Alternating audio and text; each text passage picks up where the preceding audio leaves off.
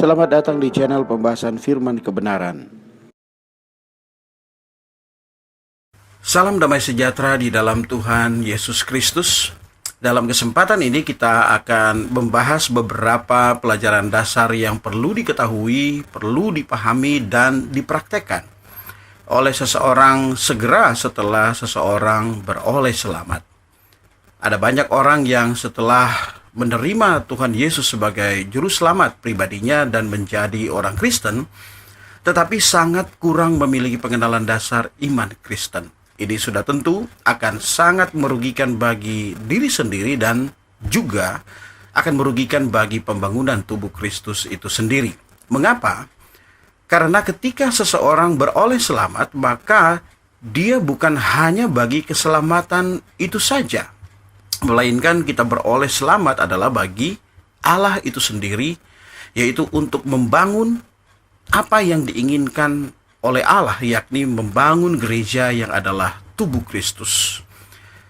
Pelajaran dasar ini akan membawa kita menjadi orang Kristen yang memiliki dasar iman yang kuat, yang nantinya akan membantu kita baik di dalam kehidupan pribadi, keluarga, dan terutama bagi hidup gereja. Kebenaran yang solid yang kita miliki dari awal kita menjadi orang Kristen akan membawa hidup kita yang berkemenangan dan berdaya guna bagi Tuhan. Nah, di dalam pelajaran pertama kita saat ini, kita akan membahas mengenai mengetahui telah beroleh selamat. Banyak dari orang Kristen yang tidak mengetahui apa yang membuat dirinya tahu bahwa ia telah beroleh selamat. Nah, untuk itu kita perlu mengetahui apa sebenarnya makna beroleh selamat itu. Makna beroleh selamat itu sebenarnya ditujukan kepada seseorang yang telah beroleh selamat di hadapan Allah. Sekali lagi, makna beroleh selamat itu sesungguhnya ditujukan kepada seseorang yang telah beroleh selamat di hadapan Allah. Nah, bila manakah seseorang dikatakan telah beroleh selamat di hadapan Allah? Yaitu ketika seseorang itu telah memiliki pengampunan dosa-dosanya, tidak binasa, dia dilahirkan kembali, dia memiliki hayat kekal Allah, dan menjadi anak Allah. Saya ulangi, orang yang beroleh selamat yaitu orang yang pertama, dosa-dosanya telah diampuni. Yang kedua, dia tidak binasa. Yang ketiga, dia memiliki hayat kekal Allah. Kemudian dia telah dilahirkan kembali dan terakhir menjadi anak Allah. Itulah makna beroleh selamat. Nah, yang kedua, bukti-bukti beroleh selamat. Nah, apakah buktinya kita telah beroleh selamat? Pertama, bukti yang di luar adalah bukti berdasarkan Alkitab. Kita melihat di dalam Markus pasal 16 ayat 16, di sana dikatakan, siapa yang percaya dan dibaptis akan diselamatkan. Ini adalah perkataan yang diucapkan oleh Tuhan Yesus sendiri. Dan yang kedua, di dalam Roma pasal 10 ayat 13, di sana dikatakan, sebab siapa saja yang berseru kepada nama Tuhan akan diselamatkan. Ini adalah perkataan yang ditegaskan oleh Rasul Paulus.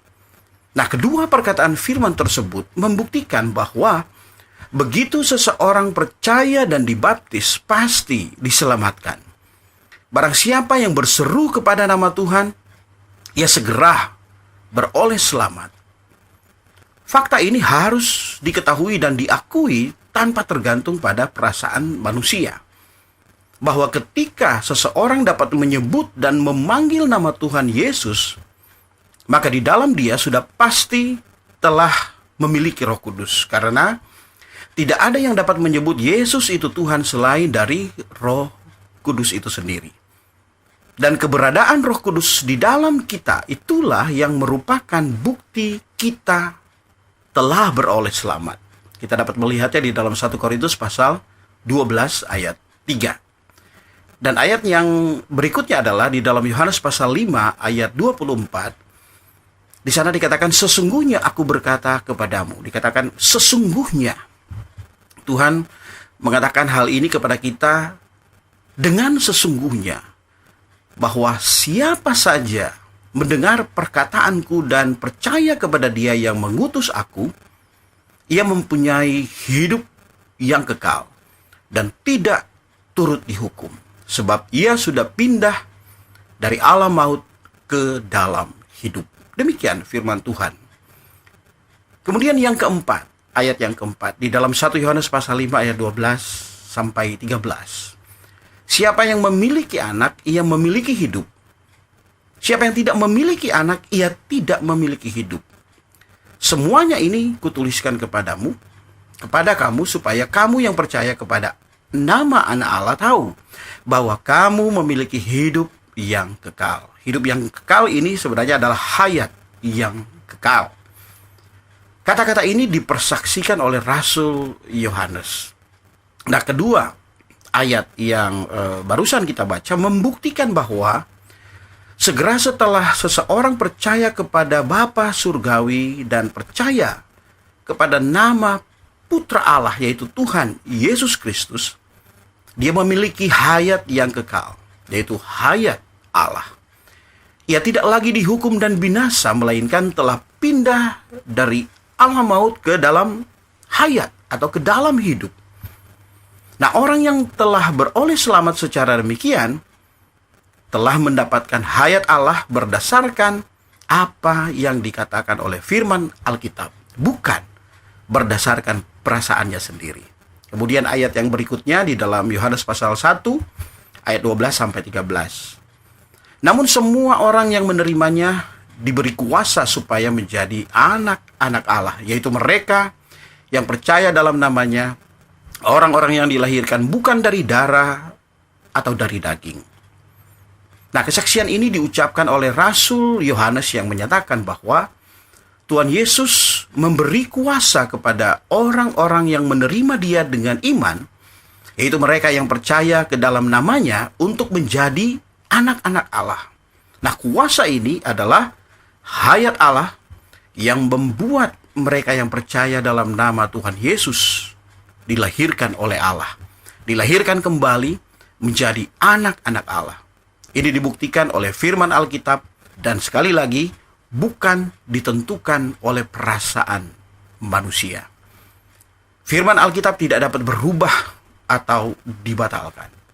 Sebaliknya, bisa dipercaya dan diandalkan. Itu adalah bukti yang di luar. Kemudian yang kedua adalah bukti yang di dalam. Apakah bukti yang di dalam? Yaitu bukti Roh Kudus yang ada di dalam roh kita.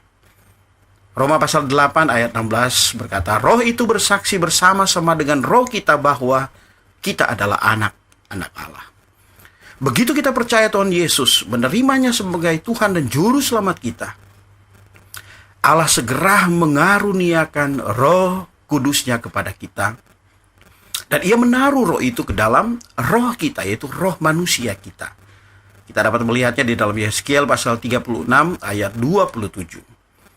Roh Kudus ini di dalam kita dan bersama dengan kita untuk apa? Untuk saat ini saja?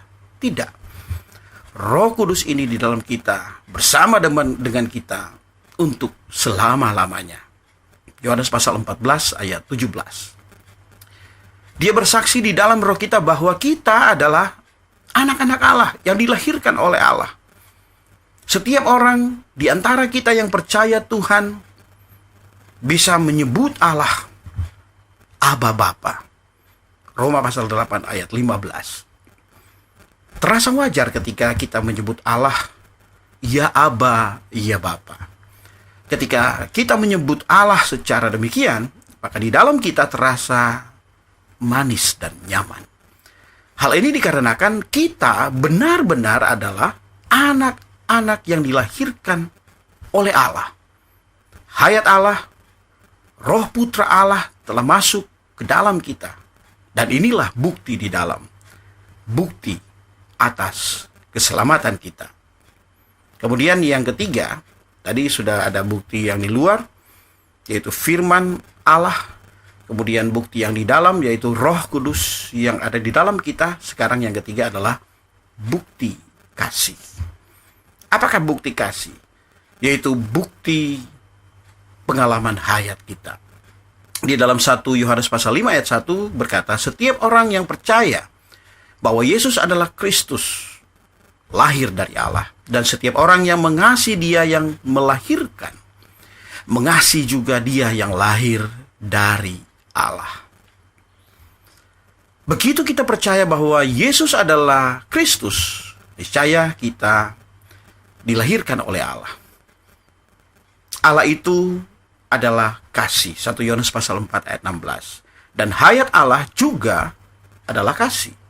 Karena itu, setiap orang yang lahir dari Allah pasti mengasihi Allah serta mengasihi orang yang lahir dari Allah, yaitu saudara-saudara di dalam Tuhan. Kemudian ayat selanjutnya di dalam 1 Yohanes pasal 3 ayat 14, kita tahu bahwa kita sudah berpindah dari dalam maut ke dalam hidup, yaitu karena kita mengasihi saudara seiman kita. Siapa yang tidak mengasihi, ia tetap di dalam maut. Firman ini menegaskan bahwa sebagai orang Kristen, kasih kita kepada saudara-saudara di dalam Tuhan merupakan bukti bahwa kita memiliki hayat kekal Allah. Mengasihi saudara-saudara di dalam Tuhan merupakan pengalaman atas hayat kekal Allah setelah kita percaya Tuhan dan beroleh selamat. Ketika orang yang beroleh selamat berjumpa dengan seorang saudara di dalam Tuhan, maka di dalamnya akan timbul suatu sukacita yang tidak terkatakan. Juga timbul perasaan kasih. Kasih terhadap saudara dalam Tuhan ini merupakan bukti bagi kita untuk mengetahui bahwa kita telah beroleh selamat. Ini boleh disebut bukti kasih. Bukti atas pengalaman kita terhadap hayat Allah. Karena itu baik melalui firman yang jelas dari Alkitab, melalui kesaksian Roh Kudus di dalam roh kita, maupun melalui pengalaman kasih di dalam hayat, kita dapat mengetahui dengan pasti bahwa kita telah beroleh selamat. Lagi pula, keselamatan yang kita miliki adalah keselamatan yang kekal. Ibrani 5 ayat 9. Sekali kita memiliki keselamatan ini, maka kita tidak akan binasa untuk selama-lamanya. Dan tidak seorang pun yang dapat merampas kita dari tangan Tuhan dan tangan Bapa. Yohanes 10 ayat 28 sampai 29. Dan terakhir, apakah bukti beroleh selamat? Yaitu kita bersuka cita karena keselamatan kita, atau sukacita keselamatan. Mazmur 51 ayat 14 berkata, kegirangan karena selamat yang daripadamu. Kemudian engkau mengelilingi aku sehingga aku luput dan bersorak. Mazmur 32 ayat 7. Keselamatan adalah satu perkara yang penuh sukacita. Keselamatan Allah membawa sukacita kepada kita. Karena itu, ketika kita beroleh selamat, dan khususnya ketika kita tahu bahwa kita telah beroleh selamat, maka sukacita akan melanda kita dan kita akan penuh luapan dengan kidung keselamatan. Dan yang terakhir, sukacita keselamatan ini di dalam Yesaya pasal 12 ayat 2 sampai 3 berkata, sungguh Allah itu keselamatanku dan mazmurku, maka kamu akan menimba air dengan kegirangan dari mata air keselamatan. Di saat kita beroleh selamat dan mendapatkan keselamatan Allah, kita tidak saja bernyanyi dengan sukacita, kita pun akan menimba air dari mata air keselamatannya. Kita akan menerima suplai yang berkesinambungan tanpa berkesudahan. Ini justru menjadi pendorong dan kekuatan bagi kita sebagai orang Kristen, sehingga kita bisa terlepas dari berbagai dosa dan hawa nafsu, serta mengalahkan iblis dan dunia. Sekali lagi, saya simpulkan bahwa mengetahui telah beroleh selamat. Pertama adalah makna beroleh selamat.